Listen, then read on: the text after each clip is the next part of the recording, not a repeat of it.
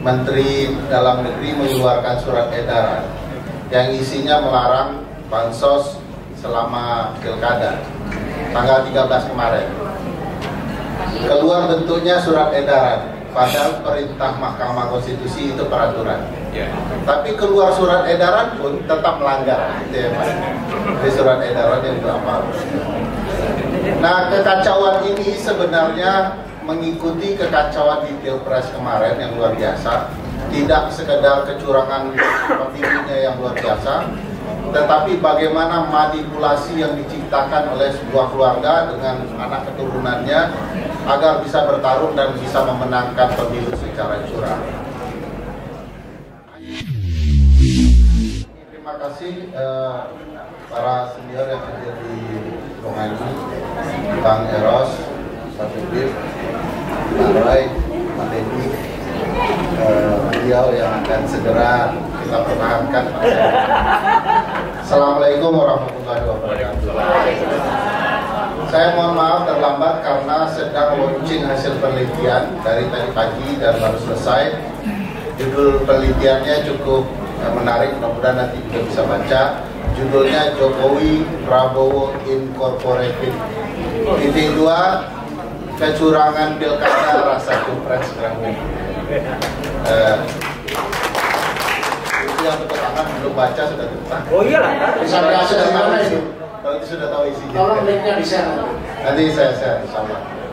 Nah, itu ada 2 penelitian soal kerjaan-kerjaan kecurangan selama pilkada ini dan juga soal politik gentong babi. Nah, penelitian soal gentong babi agak panjang, nanti silakan dinikmati betapa menderitanya berdemokrasi di Republik kita. Salah satu yang menarik, Bang Dedi, ternyata menjelang pilkada ini Menteri Dalam Negeri mengeluarkan surat edaran yang isinya melarang bansos selama pilkada tanggal 13 kemarin. Keluar bentuknya surat edaran, padahal perintah Mahkamah Konstitusi itu peraturan. Tapi keluar surat edaran pun tetap melanggar, gitu ya Pak. Di surat edaran yang berapa? Nah, kekacauan ini sebenarnya mengikuti kekacauan di Pilpres kemarin yang luar biasa. Tidak sekedar kecurangan pemilihnya yang luar biasa, tetapi bagaimana manipulasi yang diciptakan oleh sebuah keluarga dengan anak keturunannya agar bisa bertarung dan bisa memenangkan pemilu secara curang. Hanya saja sayang forum sebanyak ini dan saya pikir sebagian besar aktivis masih menggunakan judulnya tanda tanya. Dapatkah Gibran dimakzulkan dan Jokowi diadili? Jawaban hukumnya bisa dapat, bisa tidak. Saya pikir judulnya adili Jokowi dan kroni-kroninya serta makzulkan anaknya.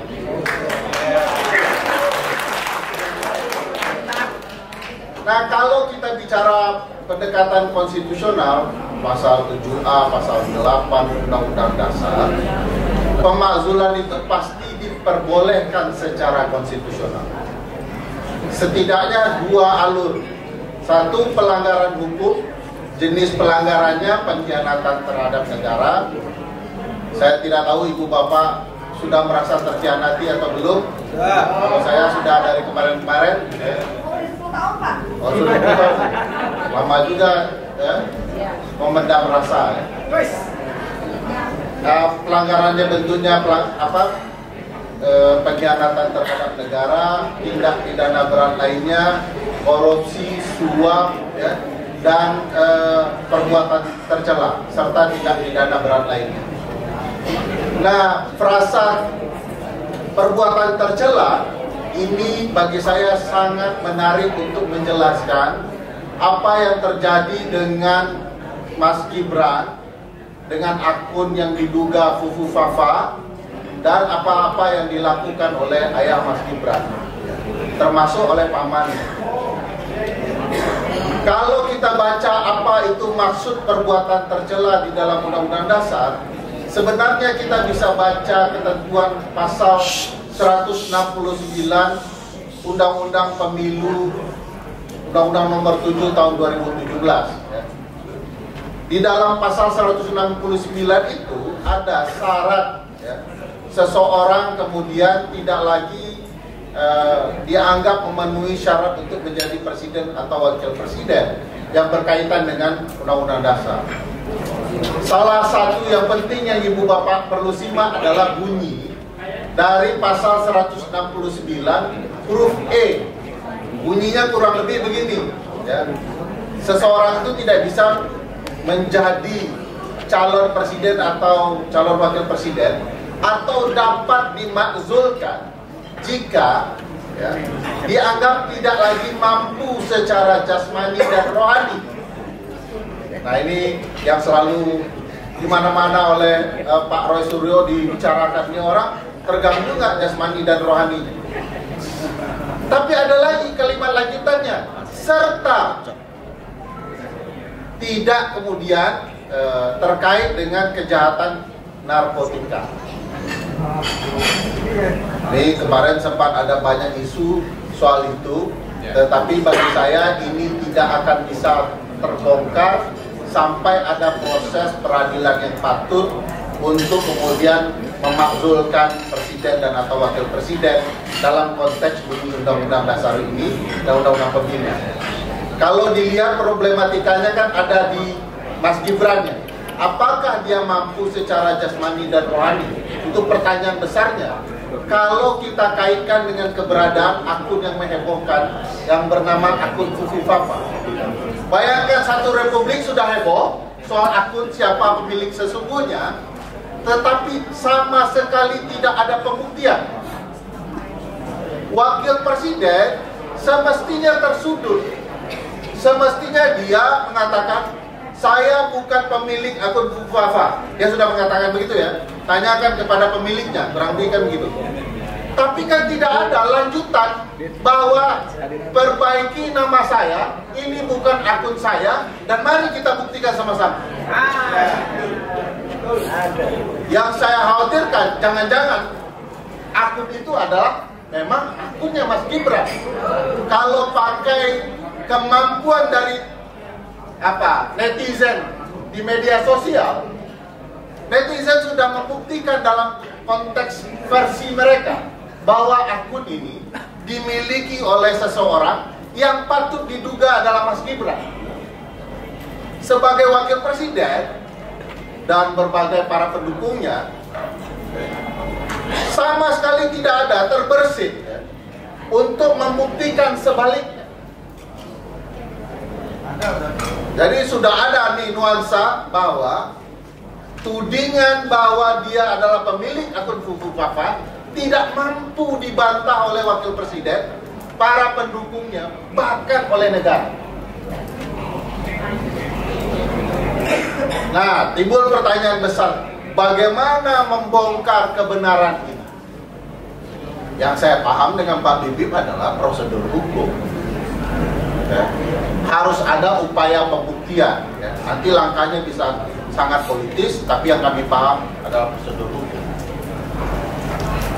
Kalau kemudian gejolak politik di parlemen sudah didominasi oleh lawan-lawannya Bang Deddy, pilihannya menurut saya adalah publik luas menempuh jalur hukum dengan mengeluarkan catatan publik soal akun ini. Dan apakah dia sudah terpenuhi ya unsur-unsur telah melanggar konstitusi dan melakukan perbuatan tercela yang dilarang oleh konstitusi, dibuat, ditulis ya, dan kita serahkan ke Bang Deddy. Jadi kita buat nih, tulis dengan benar bahwa ini ada pembuktiannya. Nanti Bang Roy Suryo ya, Pak Roy Suryo nanti menjelaskan secara teknologinya, kita tulis argumentasinya. Nanti rame-rame kita serahkan ke parlemen.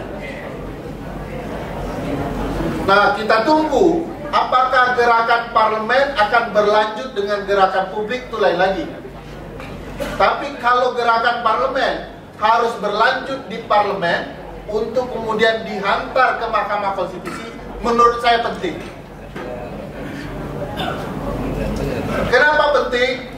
Kalau kemudian data dan penjelasan ilmiah soal keterlibatan akun Fufu Fafa yang kemudian dikatakan telah melakukan perbuatan tercela yang tidak patut dilakukan oleh wakil presiden, itu dibawa ke forum privilegiatum namanya, forum khusus di Mahkamah Konstitusi, maka di sana mungkin kita bisa bongkar berbagai kejahatan pemilu lainnya yang dilakukan oleh Fufu Fafa maupun oleh bapaknya.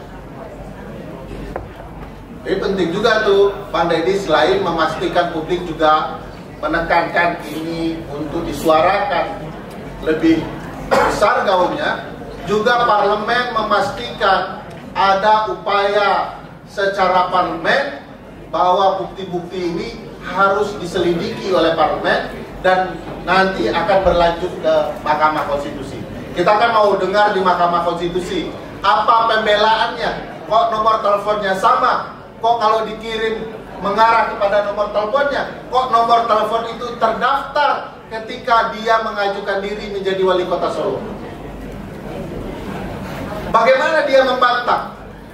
Dan bagaimana kemudian sidang di Mahkamah Konstitusi untuk pertama kali kita meminta bahwa ada presiden dan atau wakil presiden dimakzulkan karena melanggar konstitusi. Kalau enggak, pasal ini tidak pernah akan terpakai. Sekaligus menarik ya, apakah Uncle Usman akan terlibat lagi atau tidak terlibat? Jadi pertimbangan Uncle Usman ini penting untuk menarik gejolak publik, Bang Deddy, karena keterlibatan Uncle Usman meloloskan keponakannya itu memancing gaung publik untuk bersatu. Terima kasih Uncle Usman ya. Makasih juga ya Uncle Usman. Publik tiba-tiba bergerak, tidak diam ya, mempermasalahkan itu. Siapa tahu kalau perkara ini diajukan ke Mahkamah Konstitusi, Uncle Usman kan bingung ya, mau bela ponakan sudah kadung ketahuan gitu ya, atau kalau mundur nanti keponakannya bisa diimpeach. Menarik juga bagi saya kalau kasus ini sampai ke MK, kita lihat sejauh mana dominasi keluarga ini. Nah ini catatan penting, besok pagi super penting bagi publik. Kenapa super penting? Karena besok pagi akan memperlihatkan apakah dominasi dinasti Mulyono masih bisa mengendalikan berbagai permainan politik atau tidak. Ngaku-ngakunya sudah ada 80 calon kepala daerah meminta support dari dia. Kalau data yang kami telusuri hanya 20 saja. Kalau bisa 20-20-nya pastikan kalah. Karena itu akan membantu Pak Prabowo percaya diri bahwa dia adalah presiden. Kalau tidak, dia tidak akan pernah bisa percaya diri bahwa dia presiden. Dia akan merasa dia jadi presiden karena pertolongan Mulyono. Saya juga heran, walaupun pertemuan di luar negeri kemarin sangat penting ya, ada OPEC, ada COP dan segala macam gitu ya, yang sangat penting untuk dihadiri seorang presiden. Tapi kemarin itu seolah-olah memberi panggung bagi presiden lalu dan anak presiden untuk kemana-mana. Salah satu kebohongan anak presiden yang menurut saya menarik sebagai sesuatu yang kita telusuri, jangan-jangan memang Pak Prabowo ini belum merasa dirinya sebagai presiden, adalah ketika pernyataan dari Mas Gibran yang mengatakan segala program adalah program presiden. Nah presiden yang mana belum tahu kita. Dia bilang begitu, bahwa kita akan menjalankan program presiden. Tapi yang dia launching adalah lapor wakil presiden. Kalau dia betul-betul mau mensupport presiden, mensupport Pak Prabowo, mestinya yang dia launching adalah lapor presiden.